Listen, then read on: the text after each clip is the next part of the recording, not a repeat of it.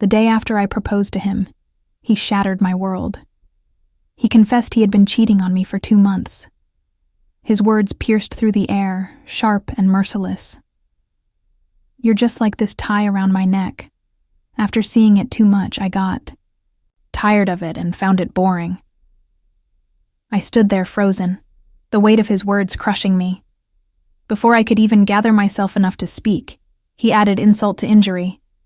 He couldn't wait to take another girl to pose for wedding photos, to shower her with the indulgences that I thought were mine alone. But none of it mattered now, because he was dead to me. The room still bore remnants of my joy, a cruel reminder of how blind I had been. Balloons, half deflated, lay scattered across the floor, and petals from the bouquets I had so carefully chosen were strewn about, mocking me. I had been consumed with excitement, lost in the whirlwind of planning a future that no longer existed. And then I heard him say it. "I've cheated on you." For a split second, my mind clung to denial. Was this a cruel joke? April Fool's Day, perhaps? But it wasn't. His voice, low and deliberate, anchored me to the grim reality. He reached for the tie I had chosen for him, a symbol of love, now grotesque in its irony. His hands trembled as he looped it around his neck, his head bowed, avoiding my eyes. The motions were painfully deliberate, his fumbling a silent testament to the chaos he tried to suppress. His fingers shook, his resolve cracked at the edges. But when he finally tied it, he looked up.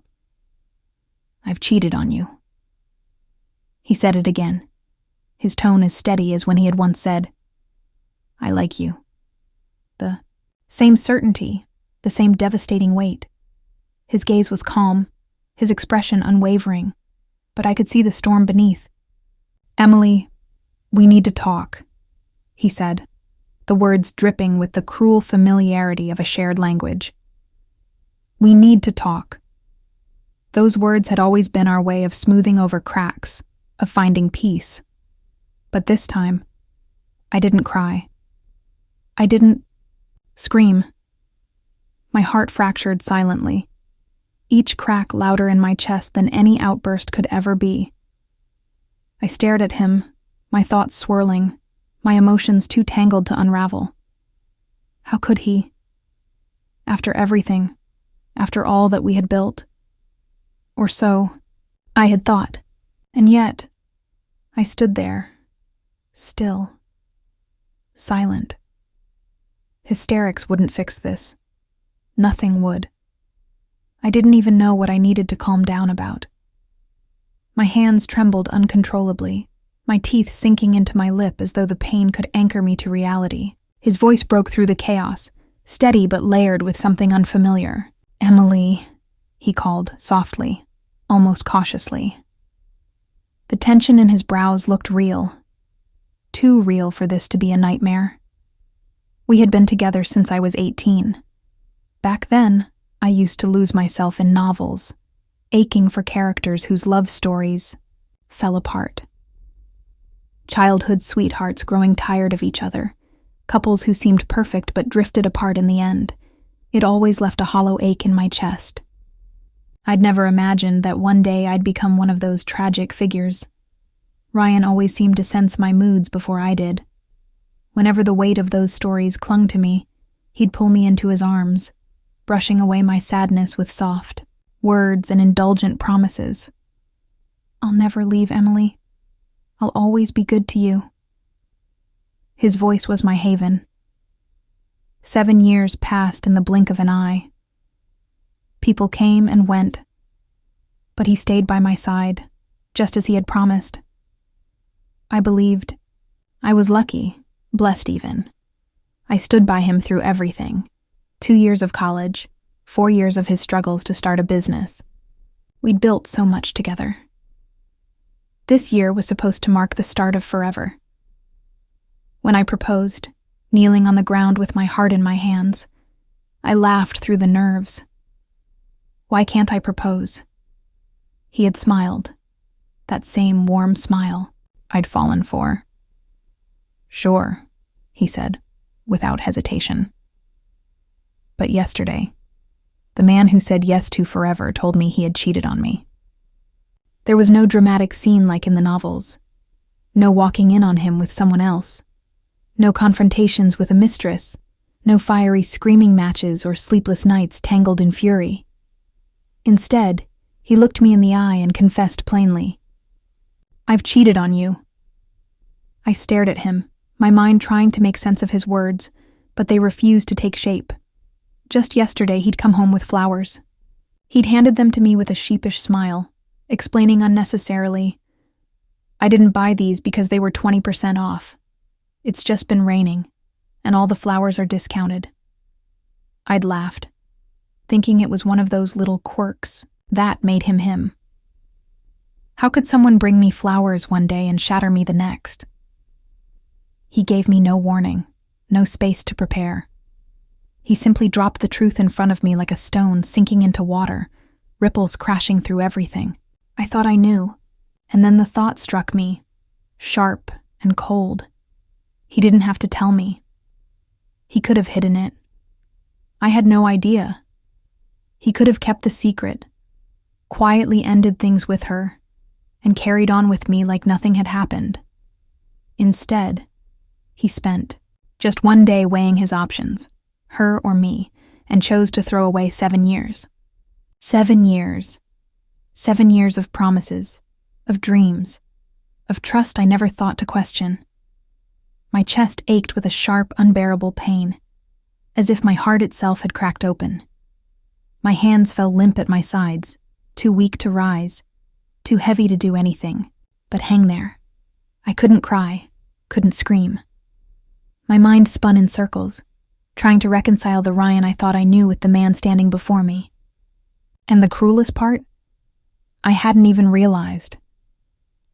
I trusted him so completely that I needed him to confess it to me. I hadn't seen the signs, hadn't felt the shift.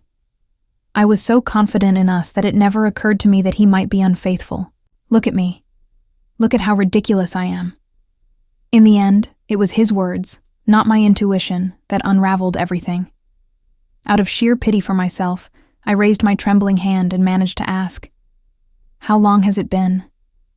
Ryan didn't hesitate. 2 months. 2 months. My mind reeled as the timeline came into focus. 2 months ago was when I first started dreaming about marriage. I had begun collecting pictures of wedding ideas, casually dropping hints to him, believing we were ready for the next step. I still remember that day vividly, the Chikshi festival. I had just watched a proposal video where the boy hid the ring inside a cake. It made me smile, and for a fleeting moment, I wondered if Ryan could be planning something similar. That evening, he came home with a cake in hand. My heart raced as I tasted each bite carefully, expecting to find a ring hidden inside. But when I finished it, I realized it was just an ordinary cake. My chest tightened with a strange mix of envy and sorrow. 7 years. 7 long years, and he had never once brought up marriage. Yet, when we first got together, he couldn't stop talking about proposing to me. I told myself he was shy, or just waiting for the right time. Clinging to these self-deceiving thoughts, I decided to take the leap and propose myself. When he said yes, I thought everything had finally fallen into place. But now he stood before me, calmly undoing his tie, only to tie it back on again. His movements were deliberate, almost methodical, as if he was rehearsing a speech. And then with a cruel smile he said, "Emily, you're just like this tie around my neck. After wearing it for so long, I got tired of it. It became boring." His words hit me like a slap, and before I even realized it, my hand flew up and landed on his cheek. The sting of contact jolted me back to reality. My rage boiled over, and I grabbed his tie, pulling him close as I spat through gritted teeth. "Do you even deserve me? 7 years. 7 years. And this is what you have to say to me? You might as well die." I didn't stop there. A vase was the first thing within my reach, and I hurled it at him. He dodged it, just slightly, but remained eerily calm. I grabbed anything I could find and threw it at him, but he stayed composed, even pausing to check his phone and reply to a message. That nonchalance cut deeper than any words could. My fury gave way to exhaustion, and I slumped to the ground, gasping for air. He approached me slowly, his expression unreadable. "Maybe we should separate for a while," he said, his voice cold but steady. At that moment, it felt like there were two versions of him standing before me. One was the Ryan, who had knelt down and asked me to be happy with him for the rest of my life. The other was the stranger who stared at me now, saying, "I've cheated on you." The two merged, and I couldn't tell where one ended and the other began. "How about we each go our own way for a while?" he asked, looking down at me. Then he added, "I still like you. I just think it's a bit boring now." His right hand trembled as he spoke, betraying a nervousness he tried to hide. But his voice remained steady, even as the engine of his car roared to life. I sat there in a daze, from morning until the dead of night, unable to move. It wasn't until the early hours of the morning that I mustered the strength to pick up my phone. With trembling fingers, I logged into his account. The password was still my birthday. The first thing I saw was his chat list. Me, some group chats, and various business contacts. But one profile picture stood out, glaring and out of place, a blue icon I couldn't ignore. I clicked on it. Their messages were short and clinical. Ryan, go. Her, received. The timestamps painted a picture I couldn't deny. Morning, evening, even the middle of the night. Suddenly, all the details I had overlooked became brutally clear. The tulips he used to bring me had been replaced with bright, seductive roses. His company, which no longer required endless hours of overtime, had apparently been demanding his presence at all hours. The early morning disappearances, the unexplainable, absences, it all added up. It was as if these messages were mocking me, daring me to confront the truth. He hadn't even bothered to hide them. He wanted me to see. The sharp ring of my phone jolted me. My best friend was calling. Her voice was laced with hesitation as she asked, "Are you with Ryan?" I didn't reply. Instead, a photo popped up on my screen. It was Ryan, leaning casually against his car, his smile bright and easy. Too easy. It wasn't the smile of a man weighed down by guilt. It was the smile of someone who had already moved on. The photo on my screen was a dagger to my heart. The girl had her back to the camera, but their fingers were tightly intertwined. My vision blurred as tears streamed uncontrollably down my face. On the other end of the line, my best friend heard my sobs. Her voice, laced with restrained anger, broke through. "I'll get someone to beat him up. He's inhumane, truly heartless." She alternated between scolding Ryan and comforting me. I cried until my eyes burned, the pain so deep it felt like my chest was caving in. Only when my emotions had somewhat stabilized did I manage to speak, my voice barely above a whisper. "No need. He has cancer. He doesn't have many days left."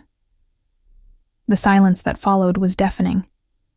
My best friend's voice, now cautious, finally came through. "Then why are you crying?" I choked on my words before managing to respond. "I'm sad. I really am. And besides, the necessary procedures after a breakup can't be skipped." Her confusion was tangible through the silence, but I couldn't blame her. I hadn't told anyone the truth, not even Ryan. 3 months ago, I learned during one of his routine physicals. He'd left my number with the hospital, a habit born of my constant worry over his health. When the doctor called, the words were seared into my mind. "He doesn't have much time left." My world stopped, I sat there, stunned, barely able to process what I was hearing. But the very next moment, my resolve hardened. I decided to propose to him. Ryan never let on that he knew. He acted as if everything was normal, smiling, laughing, carrying on with life as usual. I didn't bring it up either. I channeled my grief into planning the proposal and my love into coordinating his treatment behind the scenes. I convinced myself that after we got married, we'd face his illness together. I wanted to show him through action that I was by his side, no matter what. But then, after he said yes to my proposal, he confessed. He told me he'd been cheating on me. Did I love Ryan? Yes, I did. But was my heartbreak so unbearable that I wanted to die? No. The pain of his betrayal eclipsed everything else. Would I have dared to marry him if he asked me to now? Absolutely not. I wasn't naive enough to mistake crying over a breakup for the heartbreak of raising a child alone after a marriage shattered. I knew the difference, which was why I had proposed after learning about his illness, not before.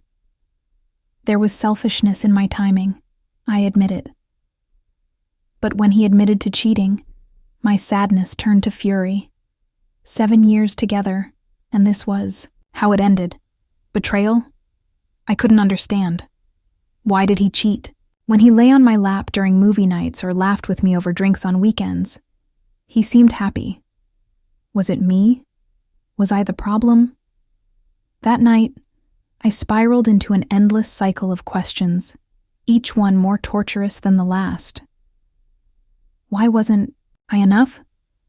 Why did he stray? Was I boring? Did I drive him to this?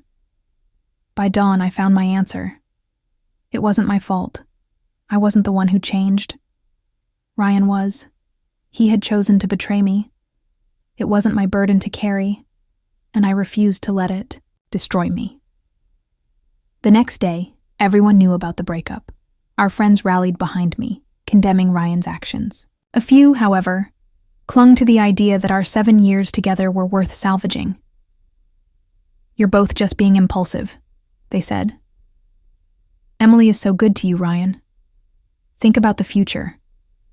If something happens to you, she'll be by your side. Everyone makes mistakes. Just apologize, break things off with that girl, and move on." Their words were nauseating. They made it sound so simple, so forgivable. But Ryan's response was as cold as ever. He left the group chat without a word, silencing their pleas and slapping their optimism in the face. He didn't block me, though. No, he wanted me to see everything, every choice, every moment he spent, proving that his betrayal was deliberate. The final blow came the next day. I called to cancel the wedding dress I'd reserved. The shopkeeper, surprised, hesitated before saying, "Mr. Ryan already brought someone in to try it on. The final payment has been made." The weight of her words crushed me. He hadn't just betrayed me. He had planned his future without me. And now, he was living it. When I had reserved the wedding dress, I had used Ryan's mobile number without thinking. The realization hit me like a cruel joke. I lowered my head and forced a bitter smile, masking the wave of humiliation surging through me. Then, my phone buzzed. A friend request. My heart clenched as that all-too-familiar blue profile picture appeared. Against my better judgment, I accepted it. The moment I did, Ryan sent me a photo. It felt like the air had been punched out of my lungs. The woman was wearing the wedding dress I had meticulously chosen after nearly half a month of deliberation. And there was Ryan beside her, holding up the hem of the gown with a proud, almost gleeful expression. It was my dress. The one I had dreamed of. The one I had hinted about to Ryan countless times, imagining how perfect it would be. My fingers trembled as I stared at the photo. The red background burned into my memory, mocking me. I couldn't look away.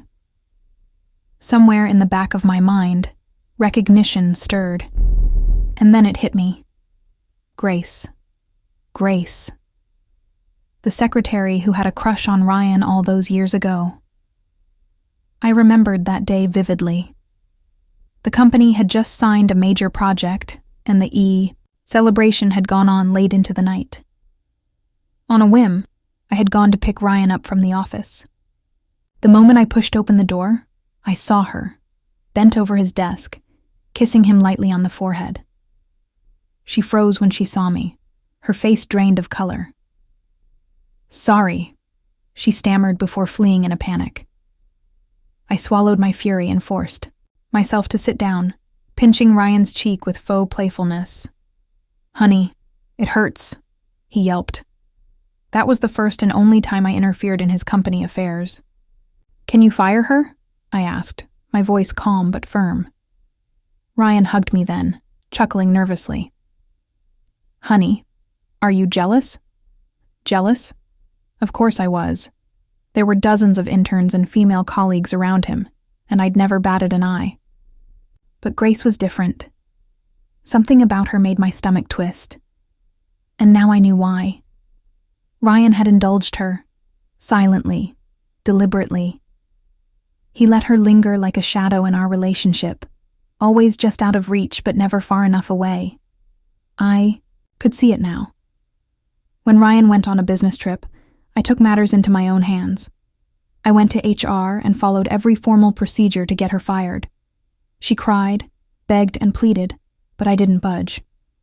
"I won't leave unless Ryan fires. Me himself," she had sobbed. That night, Ryan called me. His tone was a mix of exasperation and resignation.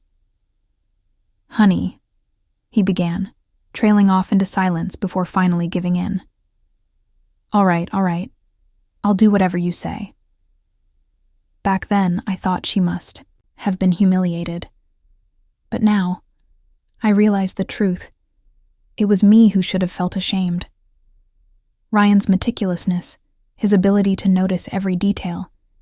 Had he really been unaware of her feelings? Had he truly needed me to force him to fire her? Or had he simply been unwilling? Grace's friend request wasn't her only move. She called me soon after. Her voice was sweet, laced with a venom I could taste even through the phone. "Emily, long time no see," she chirped. I stayed silent.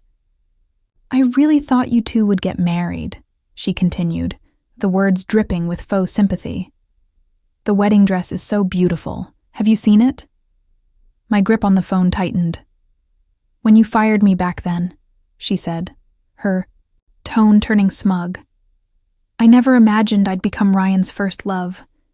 But Emily, he's thought about me all these years." My laugh was bitter and sharp. "First love? Please. He didn't get you back then, so he wanted to see what it tasted like now."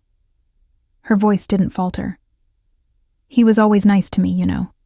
He even taught me how to organize files, and I still use his method to this day." She paused, as if waiting for me to respond. When I didn't, she added with a triumphant laugh. "Oh, and do you remember the day your cat died?" My heart stopped. "I threw a tantrum that day," she said lightly, "and told Ryan to ignore you. And he really didn't talk to you that whole day, did he?" The world around me blurred. I could barely breathe. The kitten I had raised for 4 years had died that day. I came home to find it lying on the floor, convulsing. Beside it was half a box of chocolates. Before I could rush it to the hospital, it collapsed and stopped breathing. Ryan hadn't answered his phone that night. He didn't come home until the early hours of the morning. He had knelt before me, his voice trembling with excuses. "There was an important meeting," he said. "My phone died." Grace's laughter crackled through the phone, breaking me out of my daze. "The chocolate was mine," she said. "I sprayed catnip on the box. Did you like my little gift?" Her words were a gunshot to my soul. My voice, trembling with rage, barely managed to whisper, "Yours?" She hung up before I could say another word. My phone buzzed again. This time it was my best friend. Her voice was seething. I saw the photo. I can't swallow this. We can't just let it go. The words left my lips before I realized I was saying them. We can't just let it go. The next day, my best friend burst into my apartment, her eyes alight with excitement. Her words tumbled out in a rush, practically tripping over one another. You won't believe it. Ryan was hospitalized last night, she exclaimed, her tone a mix of disbelief and thrill. I raised an eyebrow, motioning for her to continue. His stepmother and father, they found him. After all these years, they just showed up out of nowhere. She paused, catching her breath, then dove back into her story. I saw it with my own eyes. They stopped Ryan right at the entrance of his company. And that girl, Grace, she was with him. They stopped her too. The more she spoke, the more animated she became, recounting every detail of the confrontation. His stepmother, that woman, she threw herself on the ground, wailing and demanding an explanation like some scene out of a soap opera. I almost laughed at how absurd it was, but then she hesitated, her voice dropping slightly. Ryan just collapsed, straight to the ground. It scared everyone out of their minds. Her words lingered in the air, heavy with implication. She leaned in, her expression deadly serious now. Mark my words, he'll come crawling back to you. Don't you dare go soft-hearted on him. That evening, after she left, I picked up my phone to find a missed call. It was from Ryan. Ryan. Even the name wasn't truly his. He had changed it. Years ago, trying to escape the suffocating shadow of his past. His mother had died when he was young, leaving him at the mercy of a father who remarried quickly. His stepmother had always worn a mask of superficial kindness, but beneath it, she was cruel, vindictive, and relentless in her efforts to suppress him. Ryan's childhood was a web of carefully concealed torment, a life where harmony was a facade and endurance was his only escape. When he started his business, that past came crashing back into his life. His father and stepmother, along with their golden child, his half-brother, showed up, demanding Ryan's help. And Ryan? He reverted to the obedient son, shrinking under the weight of their presence, swallowing his pride and his pain. He tried to hide it from me, but one day, when I noticed a fresh wound on his face, the truth came spilling out. I didn't know how to navigate that kind of familial toxicity, so I called for reinforcements. My family, my friends, everyone I trusted, rallied around him. My best friend was at the forefront, hurling insults at his stepmother with a venom I couldn't muster. I pulled Ryan into my arms and said firmly to his father, "If you don't want this son, he's part of my family now." My best friend's boyfriend pinned Ryan's half-brother to the ground, snarling, "If I see you near him again, I'll make you regret it." That confrontation ended in chaos, with fists flying until the police arrived. But it was a turning point for Ryan. The next day, he severed ties with his family for good and changed his name. Over dinner that night, his voice cracked as he raised a toast to the people who stood by him. "I'll never forget this," he said, tears glinting in his eyes. But Ryan's memory was selective. He only remembered loyalty when he was in the dark. Now, basking in the glow of his career, he had forgotten it all. It was me who had told his stepmother where to find him. Me who had informed her of his illness. I wanted to see if they still had any shred of humanity left. They didn't disappoint. They swarmed him the very next day, clinging to him like leeches. After he fainted, they forced him into a hospital, where the truth emerged: advanced stage gastric cancer. The news spread like wildfire, and suddenly, the tide of public opinion shifted. Those who had condemned him were now his greatest sympathizers. In the face of death, they said, a little cheating is trivial. They tried to persuade me to visit him, but I stayed silent. Fate, however, had other plans. At a restaurant I frequented, I ran into them. Ryan, Grace, his stepmother, and his half-brother. They sat down at a table right next to mine, separated only by a thin, hollow partition. I could hear every word, every laugh. When I turned my head slightly, I could see them. Grace clinging to Ryan's arm like a prize she had finally won. The restaurant manager, who knew my story, approached me with a concerned look. "Would you like me to move you to another table?" I shook my head, forcing a smile. No need. I stayed where I was, letting the scene unfold, every word cutting into me like glass. I wasn't the one who cheated. I wasn't the one in the wrong. So when I saw her smirk, I didn't walk away. Instead, I calmly pulled out a chair and sat, across from Grace and Ryan's so-called family, listening to their shameless conversation. Ryan's younger brother spoke loudly, as if the world owed him something. "Brother, you can't just abandon us, can you?" I didn't hear Ryan's response, but Grace jumped in without hesitation. "We're all family. How much do you need? 100,000? Is that enough?" His brother grinned, his voice dripping with greed. "Sister-in-law, that's more than enough." That title, sister-in-law, made Grace's face light up with satisfaction. She basked in the moment, but his brother wasn't done. "Brother, can I move into your villa? The one you and Emily lived in?" he asked, as if it were the most natural thing in the world. Grace chimed in sweetly. "Of course. Live there. Anyway, Ryan's going to be in the hospital tomorrow. I'll be there too." His brother, emboldened by her support, pushed further. "What about the house in the city center?" Ryan's stepmother's voice cut in smoothly. "Yes, let us stay there." Grace, ever the eager accomplice, answered for him again. "Why not?" The clink of a spoon falling to the table interrupted their disgusting little exchange. Ryan's voice came, low and simmering with anger. "I'm not dead yet, and you're already dividing up my estate."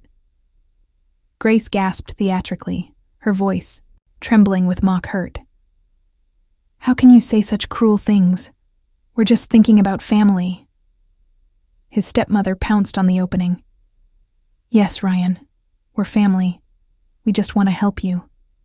You'll need us. Look at you. Since you got this illness, you've been so vulnerable. You can't push us away again. Think about your father. He broke his leg because of you." Ryan froze. His stepmother had struck a nerve. She didn't know the full story of their family, but she knew exactly where to aim her words. Guilt seeped into his silence, and I recognized that familiar look. It was the same guilt that had kept him tethered to them all those years, even after he changed his name and tried to start anew. Each time they needed money, Ryan would transfer it without question, even though he knew they didn't need it. He couldn't bring himself to say no. Finally, I had taken his phone, deleted their contacts, and changed his number. Only then did he find some peace. But now, here they were again, weaving their web of manipulation. Grace's honeyed words and his stepmother's persistent guilt-tripping continued, while Ryan sat silent, trapped in his own turmoil. I felt a strange mix of sadness and exhaustion wash over me. It was pathetic, really. Finally, I stood, my chair scraping against the floor. Ryan looked at me, his eyes wide with something I couldn't name, fear, hope. His stepmother's face tightened with unease, afraid I would bring my friends again to drive them out of his life. But this time I didn't fight. I simply turned and walked away. When I got home, I found him squatting by my door, his shoulders hunched like a scolded child. As soon as he saw me, he stood, blocking the entrance. His face was pale, and his voice was soft but startling in its abruptness. "Emily, I've known for a long time. I don't have much time left." The words hung in the cold night air, but they didn't hit me like he expected. I folded my arms, unmoved. "When did you find out?" 3 months ago, he admitted, his voice trembling. I didn't want to make you sad, so I kept it a secret. Of course, he had kept it a secret. He had kept everything a secret. He kept Grace, his family, his sickness. Always hiding. Always pretending. He continued, his words spilling out like a confession. I was with her to make you hate me. I thought if you hated me, you'd move on and be happy without me. I didn't know what else to do. The day you proposed to me, I thought about it all night. I didn't want to hold you back. As he spoke, he sank to his knees, covering his face with his hands. His shoulders shook, and he started sobbing. I stared at him, at this pitiful, broken version of the man I once loved, but instead of sympathy, all I felt was disgust. He was trying to wrap his betrayal in the guise of care. He thought he could justify his actions, that his illness would absolve him of everything he'd done. But no matter how he framed it, the truth was simple. He had cheated, and now he wanted me back because he had no one else. He reached into his pocket and pulled out the diamond ring I had used when I proposed to him. His fingers trembled as he slid it onto his own hand. Emily, I regret everything. I laughed bitterly. You don't regret it. You're just dying. Ryan flinched, but I didn't stop. You're not here because of love. You're here because you're afraid. If your family were kind, if Grace were strong enough to protect you, you wouldn't even think of me. I'm just your last resort, Ryan. Don't try to make me feel guilty for not wanting to shoulder the burden you've thrown at my feet. His phone buzzed, and I caught a glimpse of the photos of him and Grace still saved in his gallery. You had your fun, I said, my voice sharp and final. Don't come to me now and say it was all for me. I won't take the blame for your choices. And with that, I walked inside, leaving him behind. Ryan's eyes locked onto mine once again, and his voice trembled as he called out, Emily, I've left something for you. He pulled a document from the bag beside him, handing it to me with a forced calmness. I looked down at the paper, and a wave of disbelief hit me. It was a shared transfer agreement, his final attempt to offer me something he thought could mend all the damage he had caused. I wrote it a long time ago. Everything belongs to you, he murmured, his voice soft. I stared at the thin sheets in my hand, my throat tightening, but no words came. What was I supposed to say? I had been watching over him all this time, kept track of every move he made. I knew when he sold his shares. And now, he came to me with these scraps of paper, as if they could erase everything. Had I ever wronged him? No. I had stood by him, helped him free himself from the clutches of his blood-sucking family, guided him through the storm and helped him grow. Yet, here he was, betraying me in the worst way.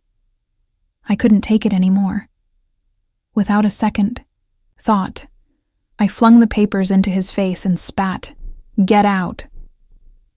Even after Ryan started chemotherapy, I couldn't escape the relentless pleas of my friends. One after another, they begged me to go see him. Eventually, I relented, and a group of us went to visit him at the hospital. As we entered the room, Grace was by his side, talking with the doctor. Ryan looked tired, and Grace's presence was like a taunt to me.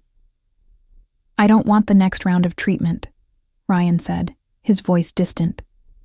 Grace tried to persuade him, but I could see the irritation simmering beneath her polished demeanor. When she saw us standing at the door, she stood up, a little too eager to greet us. My friends, who had come with the hope of reconciling us, stood awkwardly. They weren't sure what to do now. Grace wasted no time in breaking the silence. Long time no see. You two broke up long ago. I'm just pursuing him properly now. One of my friends, unable to hold back, snapped. Have you no shame? Grace tilted her head and shot back. Neither of us is married, so why are you scolding? Me for pursuing him the right way? Ryan, looking uncomfortable, intervened. Don't misunderstand. Grace is just here to visit me. The nurse entered at that moment, and the tension in the room was palpable. She looked around at us, confused. Who are they? Ryan shrugged and casually replied, They're just friends. The nurse, young, fresh-faced, and completely oblivious, replied, You can call me Natalie. I'm Ryan's girlfriend. Grace's face froze, her smile faltering. I couldn't help but feel a cold satisfaction. This wouldn't last long. I knew it. I turned to my friend, a bitter smile curling on my lips. There's no need for you to try and persuade us anymore. Look, he has someone to take care of him. One of them still tried to reason with me. But you two were together for so long. You helped him get rid of his stepmother. You did everything for him. Ryan cut in sharply. If there's nothing else, please leave. I just started dating my girlfriend yesterday. She's timid. The words struck like a slap. My friends erupted in anger, but Ryan remained stoic, his resolve unwavering. I've said it. My girlfriend is timid. You don't need to see me anymore, he said coldly. I turned, leading my friends out of the room. But I wasn't done. I waited for Grace outside, and when she saw me, a fake smile appeared on her lips. She had no idea how much I despised her right now. She finally spoke, her voice soft but tinged with confusion. I thought we'd be together until the end. She didn't understand, did she? I knew exactly why she was here. Ryan had moved on to someone younger, someone prettier. She wasn't the one he wanted now. I stepped closer. To her, my anger bubbling over. Without a word, my hand came up, and with a sharp crack, the slap landed on her face. I didn't know why she harbored such hatred toward me. After all, it was Ryan who had dragged her into this mess and discarded her without a second thought. Yet, she blamed me. I glared at her, my voice cold. Why? Why is it me you despise? Ryan is the one who betrayed you, not me. She laughed suddenly, a harsh, mocking sound that made my blood boil. I just dislike you. You always look so calm, so indifferent. I hated you the first time I saw you. She smiled again, a cruel twist of her lips. I've lost. And you've lost too, but I'm happy to see that you lost even more miserably than I did. I turned away from her without a word, leaving her behind in her own misery. I reached out, my fingers grazing her face gently. My eyes narrowed as I stared into hers, every detail accentuated by my perfectly drawn eyeliner. Why did I despise her so much? After she left the job, I couldn't have cared less about her. But why didn't I make a scene when I suspected there might be something between them? Because Ryan had told me something. A secret. A truth I kept buried inside for far too long. At that moment, I let the venom slip from my lips. How pitiful.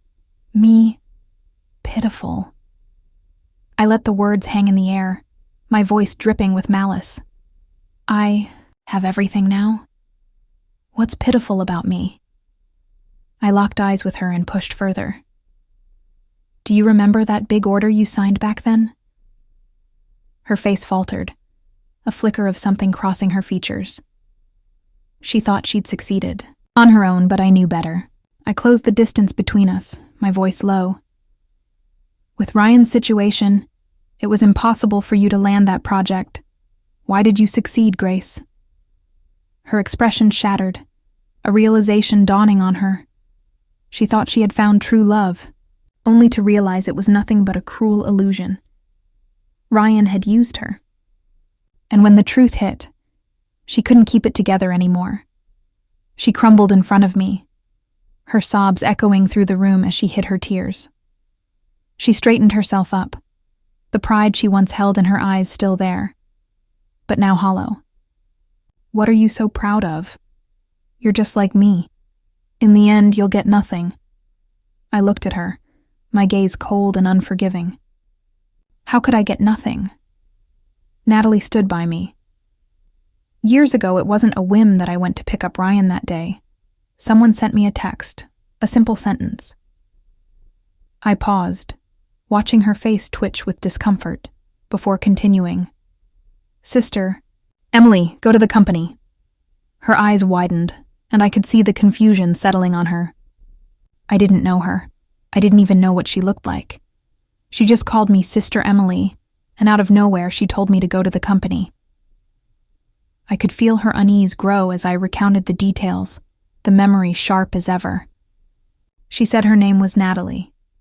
She told me she'd help me no matter what happened, as long as she could. She was young, so naive, so eager to help. I felt sorry for her. I gave her some money and told her to focus on her studies. The next day, she vanished without a trace. The words tasted bitter, but I didn't stop. 3 years went by without a word. Then, when Ryan sent out the wedding photos, she appeared in front of me again, like a shadow from the past. Sister Emily, she said, her eyes wide with urgency. I want to help you. I paused, remembering the desperate look on her face. She took out her student ID, showing me she was just a year away from graduation. I was getting older, my beauty fading. I couldn't compete with her, not with Natalie's youth and fresh beauty. Ryan didn't hesitate. He chose her over me, without a second thought. My chest tightened at the memory. Then came the moment when Ryan's father and stepmother burst into the room, pushing us aside, taking their place at his side. They fawned over him, their voices syrupy sweet, trying to make themselves look like caring, loving family members. But all I could see was their greed, their manipulation. Natalie, pushed to the side, tried to reach out to Ryan, but his stepmother grabbed her wrist, jerking it away with a cruel force that left red marks on her skin. Ryan, still frail, reached out to her again, but Natalie hesitated. She didn't dare. I watched them, knowing what was coming. Ryan's father was already issuing orders, dragging Ryan around as though he were nothing more than a pawn in their game. We've discussed the treatment plan with the doctor. Ryan, hurry up and get treated. I broke my leg for you. Don't make me sad, his father barked. I felt the weight of the moment press down on me. Ryan, always so indecisive, so cowardly, was now pushed into a corner. He had no intention of undergoing treatment, but now, with his father's pleading, there was no way out. As he passed by me, his hand reached out, brushing against my sleeve, his voice trembling. Emily, help me. It was all too much to bear. How could he ask for help after everything he had done? After all the lies, the betrayal, and now, when he was truly helpless, he reached for me. The man who had abandoned me time and time again, the one who had made me believe in things that were never real, was now the one asking me to save him. At that moment, he was trapped in his wheelchair, his father forcefully keeping him there, but suddenly, Ryan's hand shot out, grabbing my sleeve. Without hesitation, I ripped his hand away. Your father's taking such good care of you. Just be obedient, I said coldly. After he left, Natalie approached me, her face full of worry. Sister Emily, don't forgive Ryan. Her wrist, still marked with red imprints from his stepmother's brutal grip, caught my attention. I stepped aside to let her enter the room, searching for some spray to promote circulation and relieve the pain. She stood there, tense, clearly anxious about me, her forehead glistening with beads of sweat. Seeing her so nervous, I couldn't help but cut in. Your hand. She didn't hesitate, extending her wrist obediently for me to treat. As I sprayed the soothing liquid on her skin, I gently massaged the area with just the right amount of pressure. Her body went rigid, and she fell silent. I paused, sensing the shift in the air. "Are you that little girl from the orphanage?" I asked, curiosity creeping in. She looked at me shyly, her voice small. "Do you remember me?" 3 years had passed, but the memory of her came flooding back. It was a long time ago, when my mother was still alive, and she often took me to work with her. I remembered that withdrawn girl. She would always hide when she saw me, and I thought she didn't like me. But my mother had told me otherwise. "No, she doesn't dislike you. She watches you from a distance when you leave. She's too scared to be too happy, in case God takes it away from her." I'd taken the first step, reaching out to her, but she remained distant. It wasn't until I learned how to fold hydrangea flowers that she started to approach. She quietly gathered around, learning the craft, and then would run away. Eventually, when a crowd of children surrounded me asking for candy, she stood far, away, watching from the edges. It intrigued me, but she still avoided me. It wasn't until my mother intervened that she handed me the folded flowers. And that's when I first spoke to her. "You're so dexterous." The moment I spoke, she dashed off again, but I wasn't deterred. I went to the orphanage more and more, but she still didn't come close. Then, when my mother passed away, I became consumed by my grief. Only then did she approach me, shyly handing me a hydrangea flower and accepting the candy I offered. It was the first time I'd seen her smile, and I promised to bring her more snacks next time. I moved away from that city soon after, and that was the last time I saw her. I never knew the state of mind she was in when she came to me, nor how long she had waited for me. In the end, she must have learned the same lesson I did, that happiness, if cherished too much, could easily be taken away. I pulled my hand back from her wrist and apologized softly. "I'm sorry.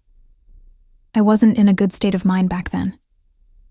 I was constantly sick at night, battling fevers. My father thought moving away would help, so we did." Her eyes blinked rapidly, as though trying to make sense of what I had just said. She shook her head vigorously. But then, her phone dinged. It wasn't my phone, but hers.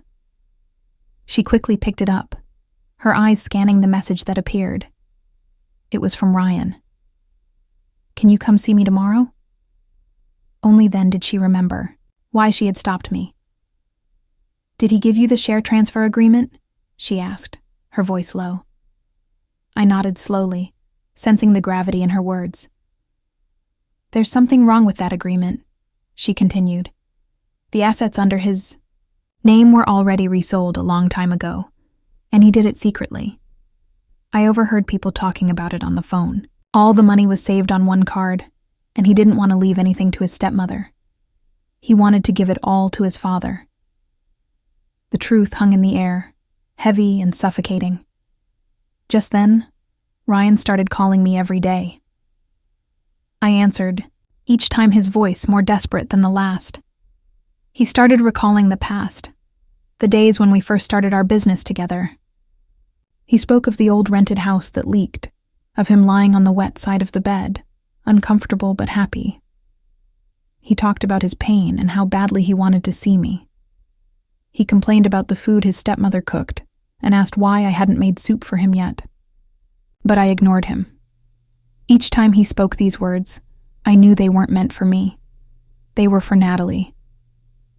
"Can you come see me? I'm in so much pain." It was all part of the same game, a twisted show. And then, Natalie handed me the bank card, her eyes full of worry, as though she knew what I was about to face. I knew it was over when the little girl whispered to me, her voice full of triumph. "His father isn't a good person. He's been asking him for money all along. What you taught me really worked. I helped him every morning, prepared warm water, picked out his food, and turned off the air conditioner for a while. At exactly 4 p.m., I would do it all over again. It only took 2 days for him to trust me. The card has a withdrawal limit. We need to go offline." He handed it to me directly. "The password is..." It was only 2 days, but I had spent 7 Long years doing the same thing. As evening fell, Ryan called as usual, asking when I would visit him again. "Tomorrow," I said.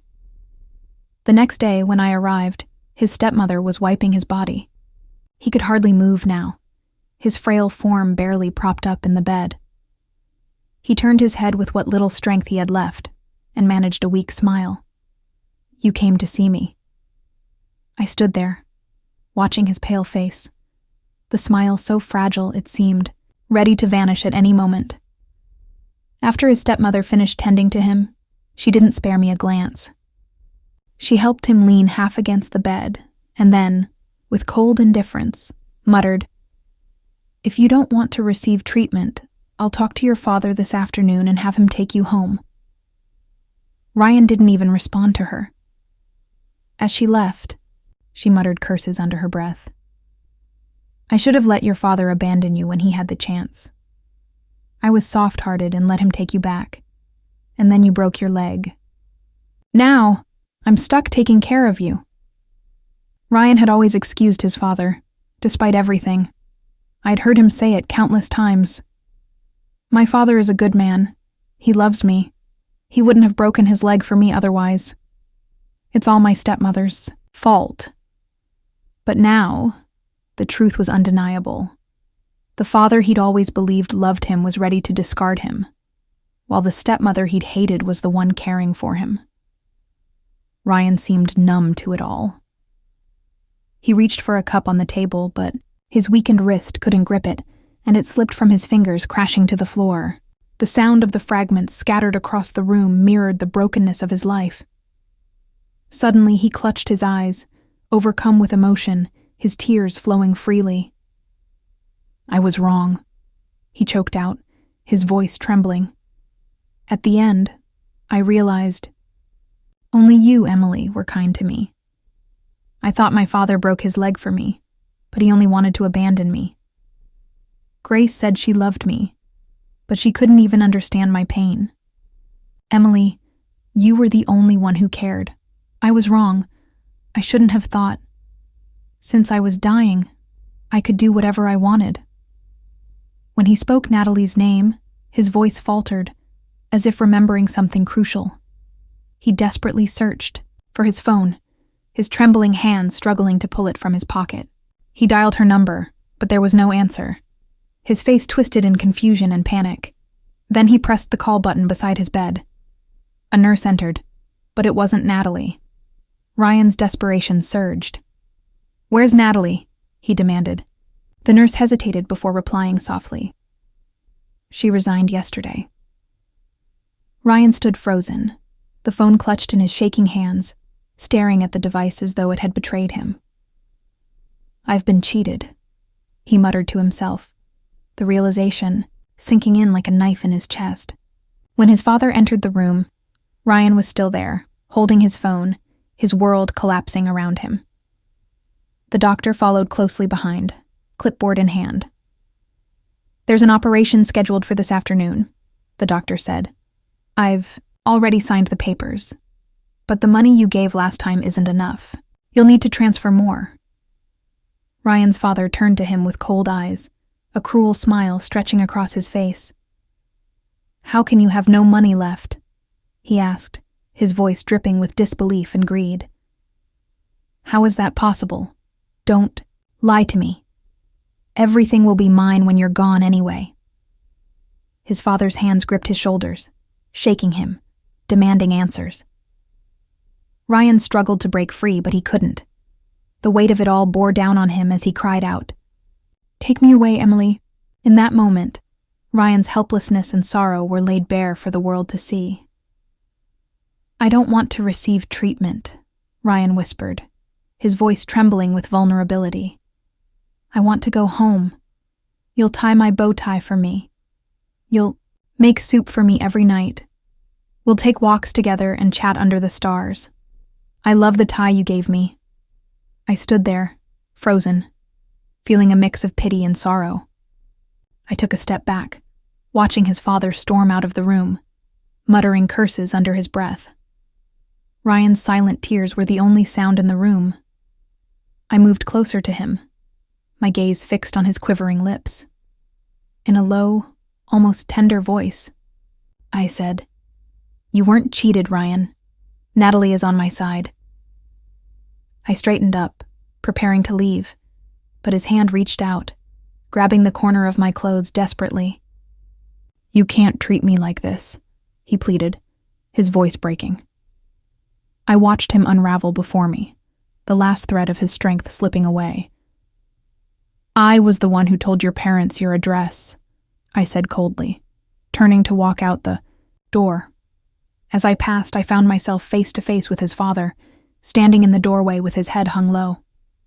Without a word, I sent him Grace's phone number. Ryan gave all his money to her. Go ask her for it. My phone had not changed numbers, so the message from his father was laid out in front of me. Your son changed his name to Ryan. His address is in XX district, XX city. He has cancer, and he doesn't have much time left. Why did you tell us this? Isn't it obvious? You're getting revenge on him. Those words burned into me. People often say that those who betray others must swallow 1,000 silver needles, but how could he? Only I could pry his mouth open and force them down. The news of Ryan's death came through a friend, one who had once urged us to reconcile. Since the day I visited Ryan in the hospital, he never mentioned his name again. Then, he called, cursing Ryan out, telling me that Ryan was begging to see me. The next day, the news arrived. Ryan is dead. I later found out that on the very day Ryan passed away, he had been discharged from the hospital. His stepmother carefully pushed him out the door, while his father cursed him behind their backs. Ryan died quietly in his hometown, and his funeral was quickly and coldly arranged. After his death, it came to light that Ryan had sold off all his assets. Grace's family was looking for her, and when she called me, I was packing my things, getting ready to leave the city for good after a job promotion. "Haven't you gone too far?" she raged. "He's dead, and I'm also a victim here. Why are you pushing us so hard? Aren't you afraid Ryan will come back as a ghost to haunt you?" I hesitated for a moment after hanging up. Was I really being too harsh? After all, the dead should be respected. But as I looked at the hydrangea dangling from my bag, a symbol of my past, memories flooded back. When I was a child, I thought you were amazing, Sister Emily. And I still think so now. Natalie's voice echoed in my mind, and I knew without a doubt that I wasn't too much. I didn't need anyone to judge me for my actions. I grabbed my luggage, slipped the bank card into my pocket, and walked away from the life Ryan and I had shared. It was time to leave this place behind. This city. This chapter of my life. I had accomplished my goals. I'd risen to the top. I'd become wealthy, and I'd finally freed myself from my past. If you like this story, hit the like button and subscribe for more stories like these only at StoryTimes.